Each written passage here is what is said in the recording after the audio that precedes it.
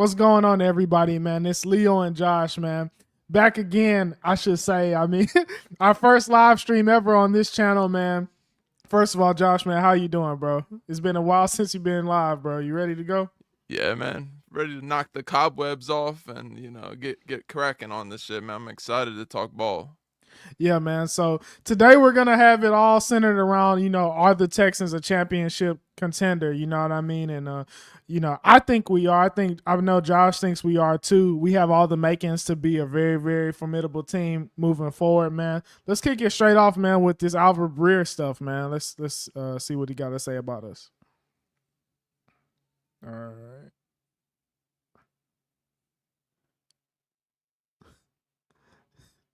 We're having some technical difficulties.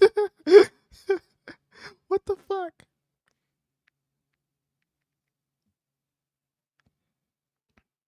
Dude, this literally just worked. This literally just worked. We're gonna try this one more time. If not, we're just gonna keep going. All right. Why is it not playing, bro? Is it playing for you, Josh? No, it's not working. Okay. Well, whatever, man. Screw that. We're just gonna keep going. All right. So, all right, here we go. So, are the Texans Super Bowl contenders, man? Josh, what are you thinking, bro? Let's just kick straight off into it, bro.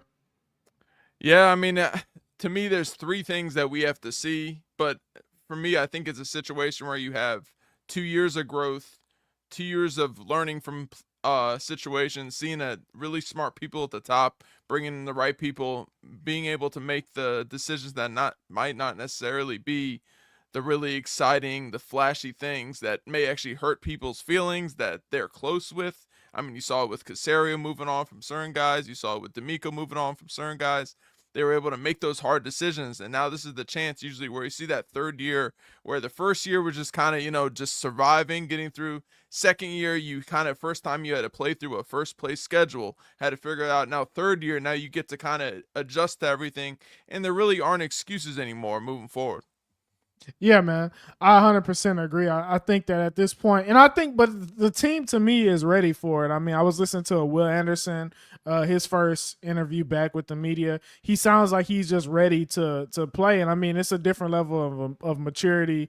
And even D'Amico, he was very, very short with the media and very, I mean, I guess like very kind of, I guess in a sense, Belichick like, he really handled himself well, I thought, and I think that they all kind of have their goals set to be a championship team. I think that to win the division back-to-back years is just not, it's not good enough, for them especially.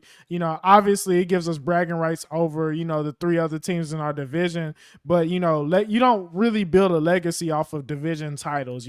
I mean, we've won division titles with Gary Kubiak, and it didn't really get us anywhere in the end. We all could talk about it, but I mean, when it comes time to talk to other fans about those great Texan teams, they aren't really remembered because in the end of the day, they didn't win in the playoffs really. I mean, we got past a couple, bad teams. Like, we beat the Bengals, but that's not good enough to be successful and to have a legacy live on. And I think that that's honestly what I'm happy most about is like having coaches that, I mean, D'Amico at the end of the year was not happy at all with what happened. Even though it was a successful season, he just wasn't happy with it. And I think that, the players obviously shouldn't have been either. I think CJ had a very, very different offseason than he did last year, just being out of the way, obviously.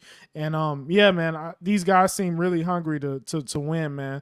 And so let's go right into the first segment. Like, this is we have a defensive coach.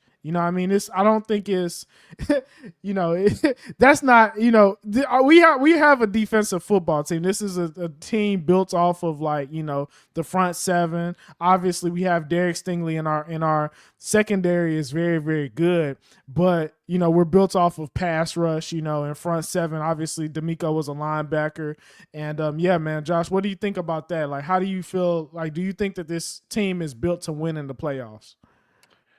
I mean, that's going to be the interesting thing is I think in general they've built a team right now that has those high impact players at highly important positions, right? You got your Will Anderson, you got the Daniil Hunter, you got Stingley, all these guys that are kind of growing together and building up together. And I think what you have to look at though, and it's important to see, it's like it's going to be a trench game when you get in those playoffs, right? And I think when you look at how everything's built and how they've kind of adjusted to the team and kind of the ethos and everything is built in a way that can withstand those punches from other teams, those body shots that we couldn't. And it seems like the last couple of years we were good when we could play those teams that were still in that similar phase with us, when we played the Chargers, when we were playing the Chiefs and they were kind of struggling a little bit and not having a great start. But the second they were able to take that next step up and really kind of assert their dominance kind of in the trenches is when we kind of had to stumble back. And you see that specifically on the defense side of the ball. And it's interesting because there wasn't a lot of wholesale changes, right? The biggest change that we saw in defense was The Chauncey Houston Gardner-Johnson Texans coming as a in. potential. Oh, we got it working now. Oh, you're on mute. Yeah, we got it. But keep going. Finish what you were saying. Man. No, I was gonna just quickly. I mean, you look at how they built it, and you don't have to take my word for it or Leo's word for it. They like the foundation, and what they did now on defense is they kind of started putting pieces around the overall the baseline of the team. You brought in Chauncey Gardner-Johnson to pair with Bullock, and you corners are set, right? We don't have to talk about them. You have Petrie at the other spot. You bring that flexible piece, you bring him in, that solidifies a certain thing. That brings more physicality in the secondary. In the linebacker position, they brought in EJ Speed to kind of give you that safeguard in case Christian Harris can't play like he did the first year that D'Amico is here, where he was an absolute baller. If he can't get back healthy, he's kind of another safeguard, builds up that depth, so we don't have to lean on guys like To'o. And then defensive line wise, it's pretty much the same guys.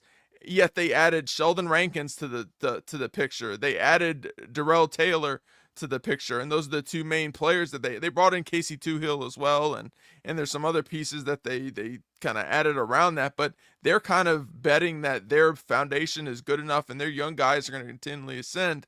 And I think when you solidify that with veterans that can kind of play those roles and take pressure off of maybe some guys that are more aging, like Settle or Foley or Hunter or Autry, guys that you never know with older guys when that cliff is going to come. I think you see that they like the foundation, they're building off of it and moving forward. It's kind of what is the next step and what does that next level look like, which is kind of crazy to think with how good they were last year. Yeah, and when I think about the Texans defense, man, obviously, like you said, you had Foley. We brought Foley back. That was a really big question. What were we gonna do at the one technique? And then you add Rankins back also, and I think that's a really big signing when you think about how much we rotate in and out anyway. And you think about Tim Settle and all the guys and Autry and all these guys. So now we have a decent amount of variance, a decent amount of like a solid rotation of guys. And then another one that you brought up too that hasn't really been talked about too much is Darrell Taylor, another speed rusher, another guy that could give, maybe we moved Daniil inside a couple times like we've done that before, but now we could just have like all out just a complete speed rush. I think that this D line is better than last year because I'm also assuming that Will Anderson is going to be better. Obviously, you talk about the safeties. I mean, I can't even remember who was the other safety at points last year when Petrie went down and then Jimmy Ward went down. You added a guy that is a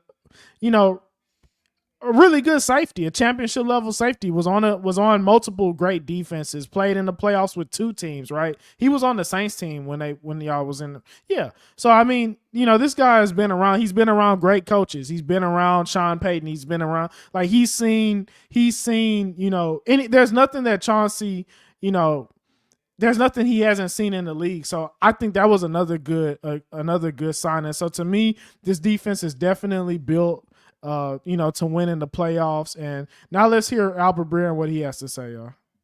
Super Bowl contender. And I see it this way for a couple of reasons. Number one, they've got a young rising defense. They've got multiple franchise players in that group, right? Like legit franchise players, like guys like Will Anderson and Derek Stingley. They've got like pieces around those guys like Jalen Petrie and obviously Daniil Hunter. They've got a defensive head coach. They've got, to me, a wealth of young talent, a wealth of rising young talent. They've got an identity, an attitude, and a culture on defense. And now they're undergoing a lot of change on offense because they're trying to match the culture that they have on defense on offense. And that's part of why they trade Laramie Tunsil. They're trying to change the culture in the offensive line room. And they've taken multiple shots at trying to replace Laramie Tunsil and bringing in Cam Robinson and Trent Brown and Arcee drafting him out of Minnesota. And you have Titus Howard back. So you have to get the tackle position right. You have to firm up the interior positions. But at the skill positions, All right, yeah. So let's move right into the offensive line, man. Josh, I'm gonna kick it off with you, bro. So obviously, communication was a big problem. You know what I'm saying? All last year, from the beginning to the end, the run game was just putrid all year, right? I mean, what do you think about moving for Laramie Tunsil? What do you think about the offensive line moving into this season? Yeah, there was definitely a moment of sticker shock, right? When you go out and you trade a guy who's all pro. I mean, we don't the people that are watching now, they've watched and heard everything you could possibly hear about Laramie Tunsil and how great he was and how it's moving off and how some people are really panicked about it and some people are kind of hesitant I'm coming from a perspective where I think they've really stepped back and look at, okay, what really won championships for us, right? When you look at the time in with the Rams, with what you're bringing in from Caley, where they kind of have a mixed match of different guys and not really these big name guys really on those teams other than Whitworth at times, right? That was the only real highly, sought after guy. They had Saffold for a little bit, but he's not a huge name, right? And then you go back to New England where they were extremely successful with a quarterback like Brady, who's nowhere near the athlete that CJ Stroud is, right?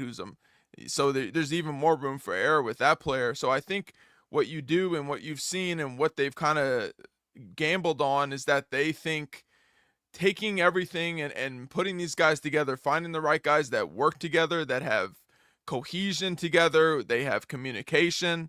When you come in and bring a coach in like Popovich and you're saying, you know what, we're going to go get the guy that if it wasn't for COVID and if it wasn't for the vaccination issues that went on there, and there's a bunch of stuff and this or that, it was just kind of crazy with everything that went on back then. If it wasn't for that, he would have came in and taken over for Scarnecchia, and he would not have been a guy that would have been available for us to put into position. Now, I know people say, oh, he went back to Division II and he did this and that. He wasn't high-profile gigs after that.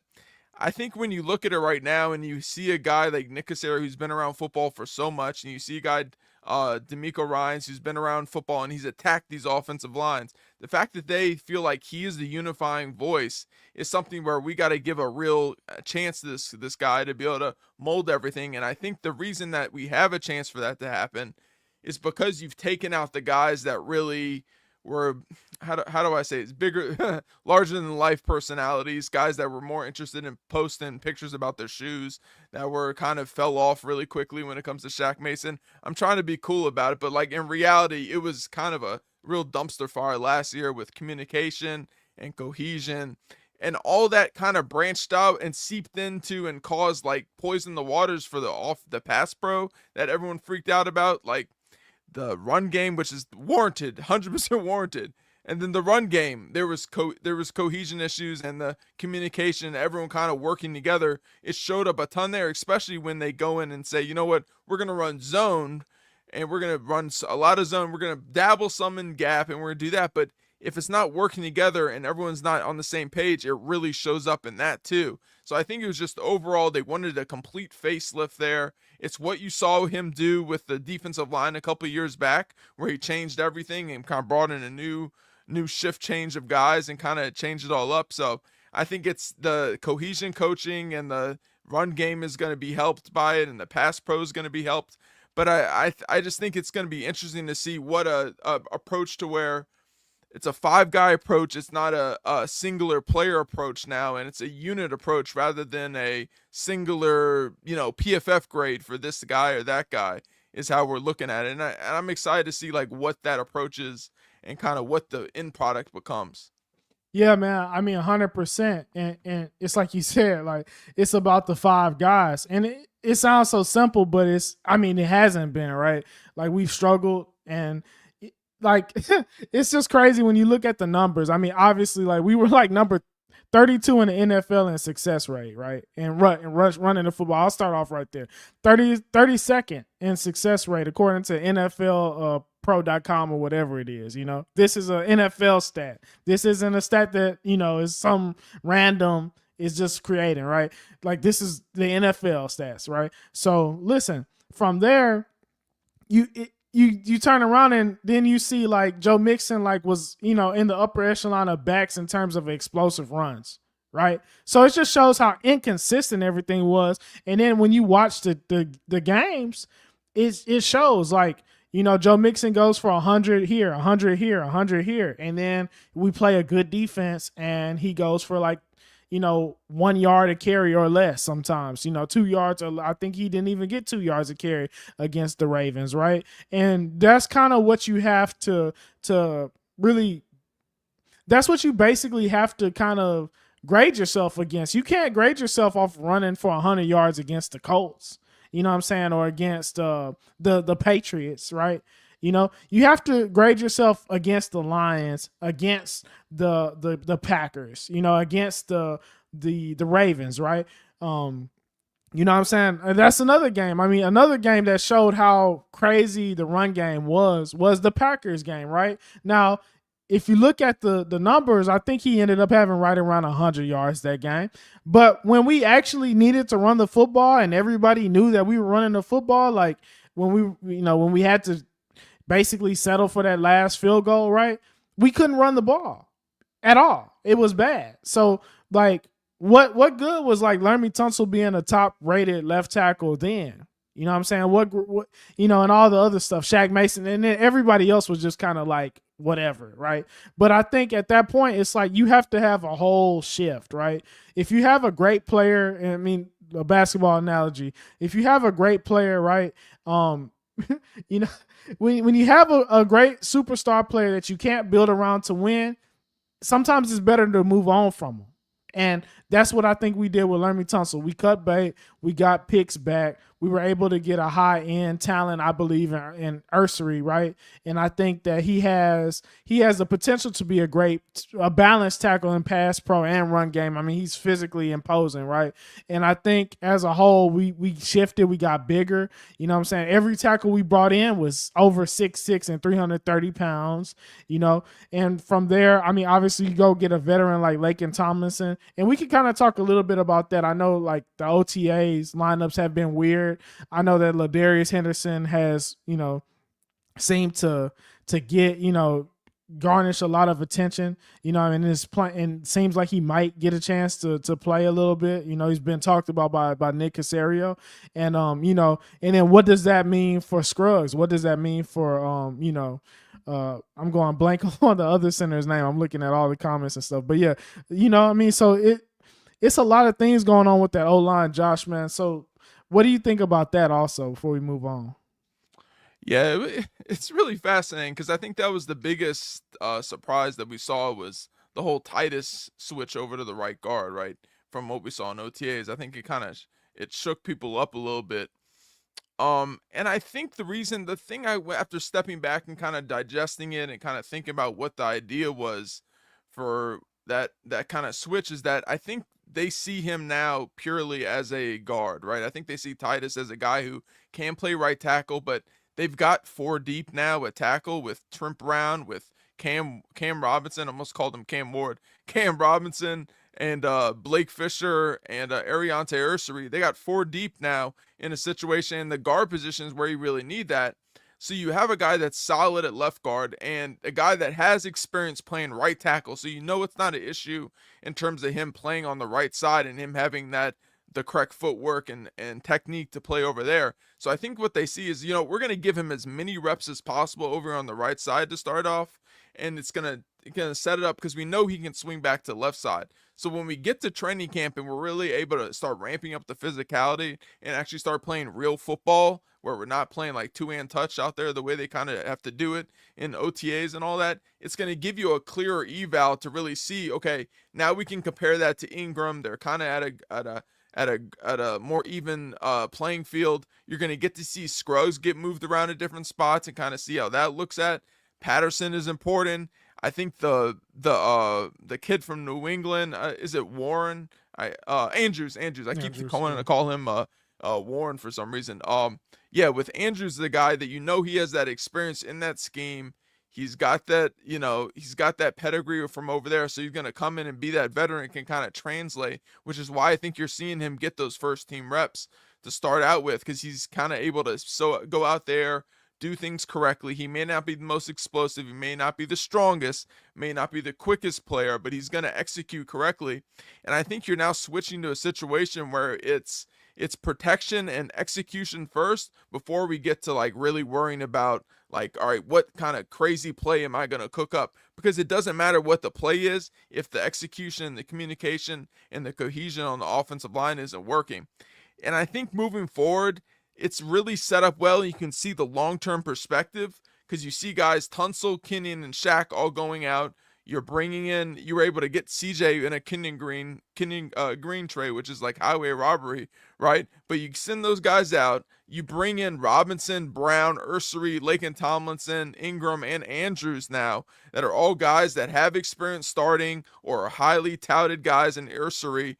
And I think what you see is a real vision that not only do guys have to have traits and do this and demonstrated in pass pro, but there has to be a clear vision for the physicality and the mentality, and now finally seeing an offensive line that mirrors what you're doing on defense. And there's going to be cohesion from unit to unit and from team across, where you're no longer saying, this team is just going to be dragged along by the defense. You're going to now have an offensive line moving forward where they may not be the sexiest in terms of like name brand and this or that, but you got guys that are trying to tear people's faces off in Ingram. You're trying to Laken Tomlinson. He's got some crazy good snaps out there earlier in his career. Last year was a dumpster fire, but man, I could talk days and days, and we'll still talk and we'll do more and more videos. But I just think it's really fascinating, like what the perfect kind of combination is. And I think that first week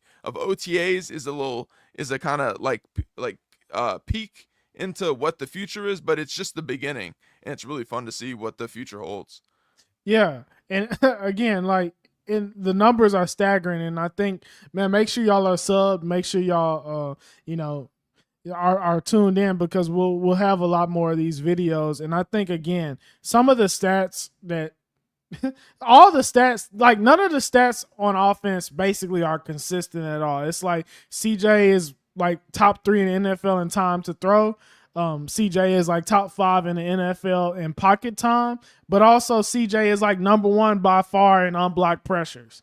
You know what I mean? Insanity. And like I said, with the run game, bottom 1 in the NFL. We were the worst team in the NFL in success rate, but like Joe Mixon, explosive runs kind of cover up for that. Now us as Texan fans, we know how inconsistent the run game is, but to me that shows that it's like little tweaks, and like you're saying, a lot of that is just like, I know on our old podcast, like we were having conversations about like, what were we going to run? Like, are we better suited to run gap? Are we better suited to run zone? Now, I don't think that's a question. Like, I think this is a team that is built to go forward. You know what I mean? And I think you can always work in stretch off of that. I think you can always kind of like, have zone concepts off of that. I mean, we've seen teams do that forever. I mean, the Patriots, everybody runs everything now. But I think when push comes to shove, bro, when things get hard, you have to be able to move forward. You know what I mean? When teams know the run is coming and you're not a great zone team, right? You have to be able to push them backwards and somehow. And I think that right now, I think we're better built to do that than we have been before. And as far as pass pro, I just feel like you said, the numbers tell the tale. I mean, obviously, every pocket in the NFL, bro, a quarterback has to be able to play with muddy pockets. I mean, there's a stat that shows like basically, I want to say Jalen Hurts and a couple other quarterbacks that thought of or have played behind great offensive line. Josh, remember that thing I sent you, the graphic I sent you, man. Jalen Hurts had played in like over half of the pockets were muddy. You know what I'm saying? Literally right next to CJ Stroud on the list. So playing in a muddy pocket is just part of playing in the NFL. These pass rushers are just too good now. I mean, imagine having to block a guy like Jalen Carter. You know what I'm saying? You're gonna have to step into some really, really strange looking pockets. Jalen, Carter. I mean, look at our line. Like, there's no way that a quarterback is gonna have a clean pocket consistently against our defensive line. But one thing you can control is like getting beat at like quick as hell, as we seen with Mason and Kenyon Green, right? I mean, that goes without saying. 2, unblocked pressures.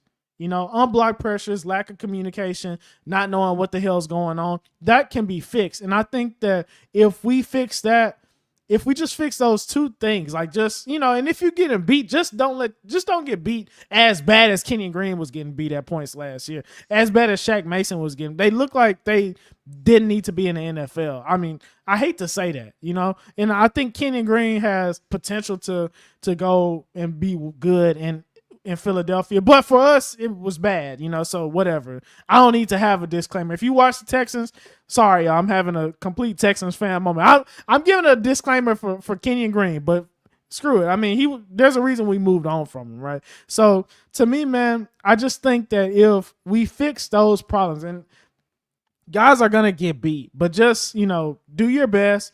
Don't let anyone run free at the quarterback, and then at that point, to me, in my opinion, like, the quarterback has to be responsible to make plays, to get the ball out of his hands, to run. I mean, if you're not going to be a guy that gets the ball out of his hands fast, you have to be a guy that is elite at extending plays. And, I think CJ's kind of relationship with that concept, I think he has to find himself in that. You know what I mean? Like, should he scramble more? Should he focus on getting the ball out more? I mean, I think he has to really do better at both. You know what I mean? You have to be better at both, but I would like to see him move more towards like at least league average in terms of time to throw. I think that's fair to say. You know what I mean? Especially if the run game isn't consistent, which it should be. And I think that if the run game is able to be in the, like, literally, like, just can we be better than number 20 in run success rate? I think we'll be fine if we could do that. Josh, man, what do you think about that? Yeah, I mean, you talked about like huge absolute screw ups. I almost went F-bomb there, but like the way the kind of drive killing plays that happened in pass game also happened consistently in the run game last year. We were second highest run stuff rate. There were so many negative plays that just limited your ability to just feed a guy like Mixon. And really, like, we still ran the ball because we had to in survival mode because of how bad the pass pro was at times, just to mitigate some of that risk and the hits that CJ was getting. But it was also the second lowest run success rate, right? So like, even when we were running the ball, getting forward and everything, it wasn't a highly efficient, effective team. And I think what you see moving forward and kind of you look down the list, because that's why I keep stepping back. All right, what did they bring in? What did these guys do well? What is the thing that kind of ties all these guys together? And you go down the list, right? Like, Tunsil was a guy that at this point was kind of was getting to a point where he's kind of league average with the pressure rates and all that. Yeah, there's a bunch of stats I can throw out there. Maybe I'll tweet them out after. But it's, when you look in the advanced numbers, it's really fascinating to look at. He fell down. There was the last 2 years were kind of rough. So when you're not giving a guy and you're not able to take advantage of what he does best, the idea is to take advantage of that value and go out and get those picks so you can build up the depth after you're signing guys like Will and Stingley. So when you're doing all that and you turn around and say, oh my God, there's some marketing inefficiencies that we can take advantage of in the offensive line, let's go get Cam Robinson, who's now on a discount price because he had a few bad months in Minnesota. And you turn around and you look at kind of, what did he do before that? Because that's what I'm more interested in the full, he's not an old guy where he's falling off and there's no situation where he's ever going to play well again. He's not, he's what, like 29 or something, 30 years old, like he's in that prime for offensive lineman. And you go back and look, like, he did struggle in Minnesota, but before that, with the Jags, he allowed just 16 pressures and 226 snaps, right? Like, he was the 8th lowest pressure rate, 7%, right? 7.1%. Like, he was, even when he went against the baddest dudes on the planet, right? 33 total reps, against like premier pass rushers in 2024. He only gave up 7 pressures out of those 33 reps, right? He locked up Daniil Hunter when he played him. He only gave up 1 to Will, right? I'm sure that's something that Nick, back of his mind going into this, right? He gave up 3 pressures to Myles Garrett, but like who the hell doesn't, right? He gave up 3 to Rousseau, a bad game, fine, cool. But to get that guy for $12 million as a starting left tackle, and then you turn around and say, all right, we got all these players now, and what do they all tie together? He's a physical player. He's a big old country dude from East Monroe. Oh, I think it was West Monroe. Sorry, my bad, Cam Robinson. He's from West Monroe, and he's just a physical dude that's gonna lean on you and punch at you. And I believe it was Nate Tice that came out and said that they completely shifted, like mid-season. He came in, and what they asked you to do in Minnesota was completely different from what they asked you to do in Jacksonville in terms of how he's setting and how he's opening up out of his stance and his kick stance. And there's a lot of different things that kind of led to that. So they took advantage of that marketing efficiency. Great, check it off. Then you go down the line. Laken Tomlinson. He was in I mean, I know we had issues with our O-line, but the shit that they did in Seattle last year was damn near like fireable across the board. There's a reason they have a new offensive coordinator now, and they brought in 2 guys who were OG vets in Benton and Dennison, who's a former Texans guy, to kind of reconfigure everything. That was such a dumpster fire. And you see a guy, Laken Tomlinson, who doesn't miss games. He's healthy. He's physical when he's with a good unit in a good scheme. When he was in San Francisco, he was a good player. With the Jets, he had some really good moments, right? It wasn't great, but you got him for what? Like 5, was it like 2 or 5 million? Something like really cheap for a guard. So if you can get anything out of him, Ingram's the same way. It's a highs and lows, and they really like the highs. But another guy who is willing to put people in the dirt over and over. If you guys want to jump on Twitter, you can see all that, right?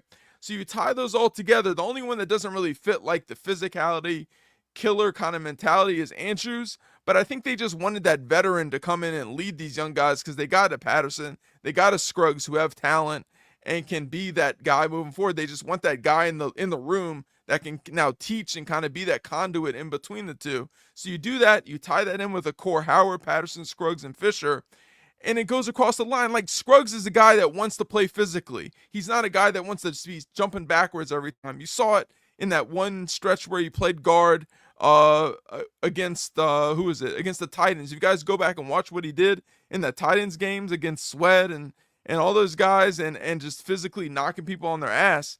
It's that, and then Fisher's a physical downhill run blocker. Like, I think it's very clear moving forward that they want to make CJ Stroud's job so damn easy that there are 0 excuses moving forward about why he's not playing well, about why he's not executing, and why things are not coming there and there, and why they aren't going to be able to lean onto a defense, and they see the defense being the identity, like you said, Leo, over and over again. They want to now pair that offense in a way that's going to allow them to really lean in and kind of elevate that moving forward and kind of redetermine and recapture the swarm mentality for a full team and not just the defensive side of the ball. Yeah, which leads us perfectly into this section, man. Chess, not checkers. What is Kaylee's plan for QB1? And I think you hit the nail on the head. To me, I think when you look at CJ's rookie year, and we didn't talk about this enough, as it was happening and then afterwards, I think people just threw him into this top 5 category really, really fast because, I mean, he played really well. And I think in the season when guys are playing well, they deserve to be talked about as guys that are playing on an elite level, which I understand, right? But I'll say this. I think that there was a lot of holes in his game that I think, we were able to get around. And I mean, and he's a rookie. I don't think that's crazy to say, right? How defenses played us from his first year to his second year, it changed a lot. Like, he faced like the second fewest light boxes in the NFL his rookie year. He faced a ton of stack boxes his rookie year, right? He faced a lot of single high coverage his rookie year, and he shredded it. He shredded it like, I mean, it was bad. I mean, go back and watch the Bengals game. I think they sat in like cover 3 match, cover 1, whatever the hell it was. They sat in that shit for, I mean, a lot of those, most of the bombs that he threw against the Bengals was against single high coverage, you know, a lot of them, you know what I mean? So the next year, CJ sees a lot more cover 2, a lot more split field coverages, and he struggles. Like literally from the first play of the season, his sophomore year, he literally threw, I mean, me and Josh laugh about it all the time. He threw a hitch route against a cloud corner, you know what I mean? They came out in cover 2. He said that we weren't prepared for them to play to run cover 2. But that theme, you know, okay, all right, right. Let's just, if that is true, okay, we weren't prepared for them, a defense that historically runs cover 3, right, to come out playing, you know, too high safety. Cool. But after like week 3, week 4, week 5, week 6, you can't use that excuse no more, right? And I think that this is something that he, like, not only, you know, me and Josh will talk about this moving forward. I think it's too early to say that CJ Stroud can't, like, you know, he can't play against too high safeties, right? Or he has to have a good run game for him to be a good quarterback. I think that's a little bit too early to say. But I'll say this, right? To ask a second-year quarterback, for a second-year quarterback to have to be asked to basically pick teams apart through the quick game, well, it was hard. It was gonna be, because you have to be an elite quarterback to do that, right? The main problem to me last year, right? Because you can't really expect your second year quarterback to be top 3, top 5. To like, you know, you can't expect them to be Joe Burrow, especially at 23 years old, 22 years old, whatever he was. Joe Burrow, by that point, you know, his sophomore year in the league, bro, he was like 25. He was a grown ass man. You know what I'm saying? You know what I mean? Like, so moving forward, it's like, let's just, the main problem with the team to me, outside of that, was that we could not run against too high safety looks. And it just further and further exposed the quarterback. Because not only is the quarterback struggling against, you know, split field looks, we aren't protecting him well. And it's making him play so fast that he's not used to playing that fast, right? So going back to this, how I'm going to tie this all in, let's talk about it, right? The run game, right? Run the ball. We are going to get very, very inviting looks the first 4 weeks of the year. We're going to get some very, very inviting looks. Too high safeties. If we can run the ball on them very well, force them out of those looks that CJ hasn't been good at, and then, you know, play action, get them going, get them throwing the ball downfield like he was great at his rookie year. I mean, CJ Stroud led the NFL, I believe, and he was like number 1 or number 2 in the NFL in air yards his rookie year. So how do we get him to go back to that? Like, you run the football, you play action, you manufacture shots for him, right? You know, he holds the ball long. What can you do on a play action boot? Hold the ball. You know what I mean? So to me, I just think this moving to a more gap scheme, or just moving to a line that is more built to run the football, inherently is going to make CJ, like, I mean, it's going to make him incredibly better. And now let's even talk about the added weapons that we added, right, on the outside, just in general. You got Nico Collins. We don't have to talk about Nico Collins. You go get another big body receiver that can move in Jaden Higgins, right? You go get Christian Kirk, another versatile slot piece that can take deep shots. And then you go get another guy, man. You know, Jalen Noel, man, another explosive receiver that can, you know, that can be a guy that can run shot plays, right? To me, this has the potential. If we can run the football, this offense has the potential to be even more explosive than it was his Stroud's rookie year. And if we can find some consistency in the run game, and then here's another thing: if CJ Stroud takes a step as a quarterback, right? If he takes a step forward and is able to pick teams apart in the quick game, it's gonna be no way that you can stop this offense. And then that leads right back to the defense, right? Which we talk about. This is a defensive team. It leads right back to the defense. If we are efficient on offense, you have to really, really deal with Danielle Hunter. You have to really, really deal with Will Anderson. You have to deal with Autry. You have to deal with Rankins. You have to deal with Derek Stingley. You can't, you have to deal with Lassiter. You have to throw the ball. And once we get you in that point where we know you have to throw the ball, D'Amico he can literally run whatever he wants to run. So to me, it all ties, like, complimentary football. I know a lot of Texan fans hate to hear that because of Bill O'Brien or whatever, but man, listen, I think that we are in a perfect position to really, really be better than we even could have been last year with Diggs. You know what I mean? Because now we know what our quarterback struggled with. I mean, again, right, I know I talked a long time, before I kick it back to Josh, we basically knew. And if you could go back, you could go back on our old videos on Texans 22 and look, we talked about this. At the end of the day, last year's was going to be built on the quick game because we knew that we weren't going to be able to run the ball. So now we know CJ has a whole offseason. I know he's been working on it. I know he's been working on getting the ball out of his hands, right? So, but we also know what he wasn't good at. So you built the team around your players' strengths and weaknesses, man. So Josh, bro, what do you think, bro? Yeah, I think it was very clear, and Cytex just mentioned it. Noel will have Wes Welker like performances, and I think what they saw moving forward, and I think what they want to vision and kind of see what the shift needs to be, is they just want so many guys that can get open as quickly and as suddenly as possible, right? They get a guy like Higgins who can give you a lot of same things that Nico does, that creates a comfortable environment for CJ to get the ball out quicker and to get that the octane of the offense, the kind of intensity of the offense moving forward. You get a guy like Jalen Noel, who's an absolute demon of a route runner, right? You get that moving forward.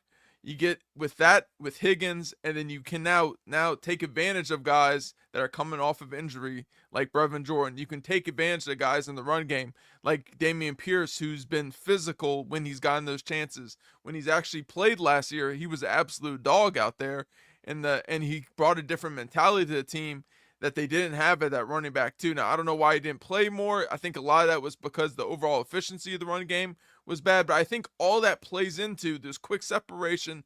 It'd be one thing if that was the only thing they're bringing, but I think it's really important, man. It's super important what you said about that vertical stretch element they now have, that vertical ability, the ability to attack downfield, attack over their head.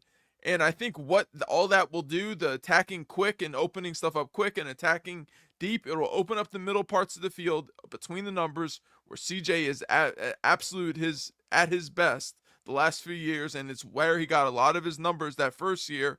And then the second year even, he got like half of his yards to Nico was in the middle of the field. So I think when you pair that all together and you tighten these guys together and you see all that, it's going to open up things for guys like Woody Marks then on the checkdowns that are going to give you like just absolute chain movers. And I think when you tie that already and you kind of, just kind of see how everything fits together, you're going to have a situation where I'm going to bring it back around to Caley, where there's a reason Caley was brought into the Rams, right? He was reason that McVay did everything he could to make sure he came in to help fix the run game.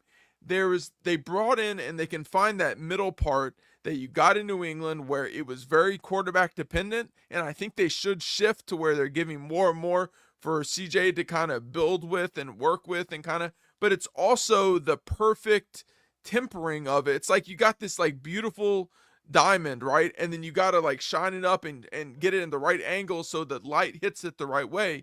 That's what happened when Caley went to the Rams, because he was now in a situation where their number one operation, their focus is what you saw with Matt Stafford. What they did is you want guys that can make the plays, but we're going to make the job so easy for you and everything so clear that yes, you can, and yes, we will put you in situations to make your own calls out there and set everything up. But we're also going to have you in about 80-90% of the time, it's going to be a layup. It's going to be something really simple to look at. This is something that Sean Payton yelled at over and over again throughout his career, and he brought in and came in and couldn't figure it out with Russell Wilson because he's too much of a escape artist and kind of just throwing it all over the place and wanting to make those big plays. He wasn't willing, but he came in specifically saying, you know what, if you want to get the best out of a quarterback, you have to give him like 80 to 90% easy layup throws that set it up. And you now have guys that are situations where they can get to those points. You can get the ball to Brevin Jordan. You can get Dalton Schultz back to what he was a couple years ago, where you're giving those easy access. You can get the ball in Cade Stover's hands, where he can now become a weapon after the catch.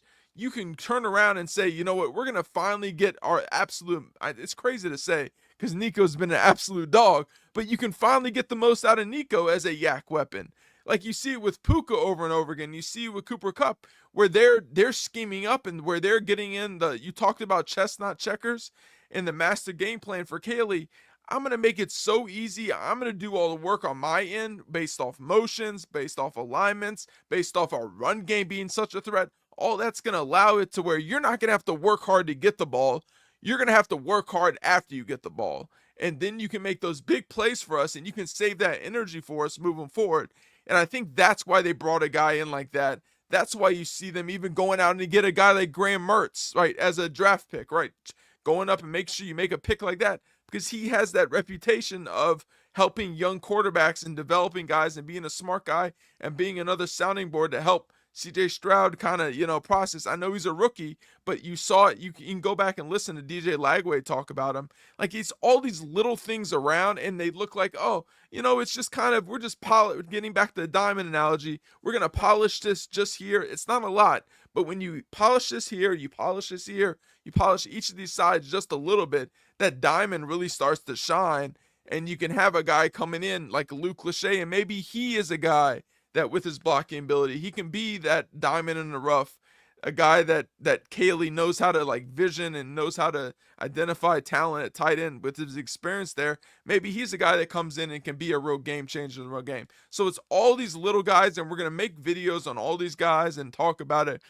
But it's going to be really cool to see how these little things, you're going to turn around and say, oh, this is not a big move and this isn't a big move. And then all one day, if CJ Stroud really buys in and the offensive line is able to coalesce around a group of guys that work well together, one day you're going to open your eyes and it's going to be a top 5 to 10 offense. And it's going to be an offense that really threatens you multiple ways. And most importantly, it's going to be an offense like we talked about in the beginning, the whole reason for this live stream, be an offense that can contend and compete in the playoffs. Yeah, that's a mic drop one right there, bro. Like, yeah, 100% agree, man. 100% agree, and it just goes back to making things simple, bro. Like 100%, and play action, screens, RPOs. Just get the ball out of his hands, get the ball to the playmaker's hands, and just move on. A lot. Kind of similar to how when Cam Newton came back from the injury. Remember, before he got seriously hurt in against Pittsburgh that year, right? Cam Newton was having one of his best years as a passer, and I forget the OC. Was it Schottenheimer who was the OC there? I think that year. I can't remember who it was, but anyway, the focus was basically give Christian McCaffrey the ball, get the ball out of Cam's hands fast, right? And what you saw was a lot of like his most efficient year as a passer. And I think obviously we're not going to run read option like with CJ, but in terms of getting the ball out of his hands and forcing him to play faster for the plays to work, and then gradually asking him to do things that he wasn't good at. Don't build the season off of asking guys to do things that they are not good at. You know what I mean? That's why I feel like at this point we have such a clear identity of like who our quarterback is. And and that's not necessarily a put down to CJ, right? Like you can be an elite quarterback like that. You can have an MVP season being that type of quarterback. We've seen it before. Like Matt Ryan. Matt Ryan was an MVP. I mean, Baker Mayfield had just had an incredible season that I think about wasn't talked about enough, right?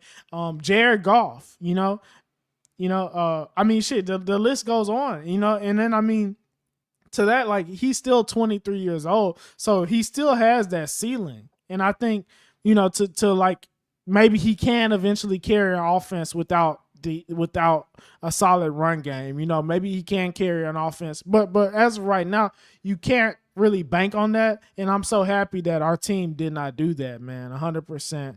And I think that honestly, bro, like with that said, I feel like CJ again, I'm buying CJ stock again. You know what I mean? I think that he can have an MVP type year. You know what I'm saying? When you look at the weapons he has, I think as a whole, you know, I mean, you probably won't find another podcast or at least two guys that were not as high on Jaden Higgins and Jalen Noel as both of us were, right? I understand saying that our offense this year could be better than last year when we had Stephon Diggs. I like our weapons this year. I love our weapons. I think that, you know, we have, like, whenever you have 2 6'4" receivers, I mean, when's the last time we've seen an offense even just built like this? You got 2 6'4" receivers that can flat out run. You got, you know, a veteran slot receiver, and then you got this just muscle hamster missile of a player in Jalen Noel, right? And to me, you know, if you fix the offensive line, and I'm not even saying like here's another thing too, is like fixing the offensive line does not mean having the Detroit Lions offensive line. It just means doing your job. Just do your job, get Mixon back to the line. You know, we're not asking God, like, we don't have a Penei Sewell. There's no way we could do the stuff that they could do, right? But just do your job. Just, you know, just get in the way. You know, don't move backwards. You know, don't let a guy just go, you know, straight flying into the backfield, right? Stuff like that. It goes a long way. Like, there was games where we knew that Mixon was not going to do anything. We knew that Mixon wasn't going to do anything against the Ravens. We knew Mixon wasn't going to do anything against the Lions, basically, right? I guess, you know, just based off of how they was built. So to me, bro, like it can never be understated, just making simple philosophy changes, right? This is why when people talked about how bad the O-line was going to be, man, a simple philosophy change can really, really change a lot of things, right? So to me, bro, I'm 100% in. I'm buying CJ stock. I'm buying Nick Caley stock because I just feel like he's in a spot where I don't feel like I feel like it's going to be hard for him to fail, honestly, Josh. You know what I mean? You got anything else to say about that, man? Yeah, I mean, I think you brought this up, and it needs to be said again that, and just emphasize that the fact that we got to the end of the year last year, and the prevailing thought amongst fans, and even CJ was mentioning it, and teammates were mentioning it, that somehow the solution was that he would needed to run more, and that's the element, and that's the adjustment. That right there is the biggest reason you move off of Bobby Slowick, right? Across the board, like whatever the other issues were, whether it was a environment issue where he was no longer, you know, communication and people weren't bought in, that's fine across the board. But the fact that that was even an idea, that was the answer, that's how you're going to move the ball in the NFL consistently, when you've seen over and over again that quarterbacks that are way, way, way more athletic than CJ Stroud is, like, fail at that in terms of that being their focal point. And if you're going to turn around and say that's the solution, that's right where you go and get a guy and you go all in, you go your extensive search, and you make sure there's no one else out there that you love more than Kaylee. But I think all along they kind of had their eyes on him, just across the board, kind of how everything fit up exactly what they're looking for.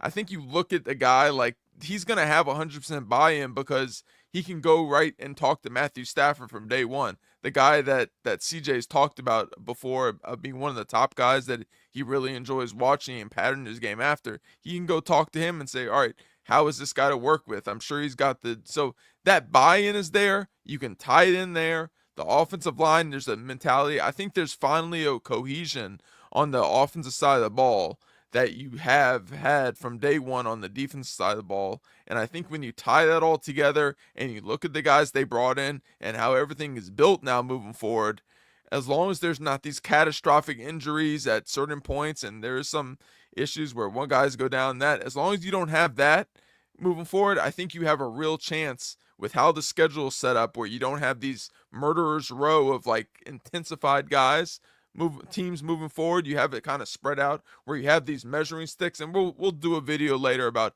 which games to those, but that's a little teaser. But because you have all that set up and the way it's being built and the cohesion, and the way you can kind of reinvent guys that have been there already and kind of get them a fresh perspective, I think I'm really excited, and I just want to see what it looks like. I'm just want to hit the fast forward button. I want to jump forward to see what that first preseason game, and then what the next, even training camp, and what the season looks like, and what new improved CJ Stroud looks like, similar to what I think, because it could be a similar effect to what we saw when Jared Goff had Sean McVay come in and kind of reinvent everything around him and kind of fix everything and kind of change the mentality. I think that's kind of the shift that we could see, which is crazy because CJ's so talented and he's had those skins on the wall already that first year. So that's kind of where I'm at. I'm geeked to see what it looks like moving forward.